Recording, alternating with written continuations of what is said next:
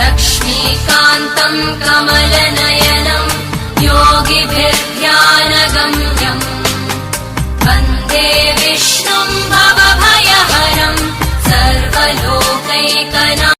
गरुडगमन तव चरणकमलमिह मनसि लसतु मम नित्यम्। गरुडगमन तव चरणकमलमिह मनसि लसतु मम नित्यम्। मनसि लसतु मम नित्यम्।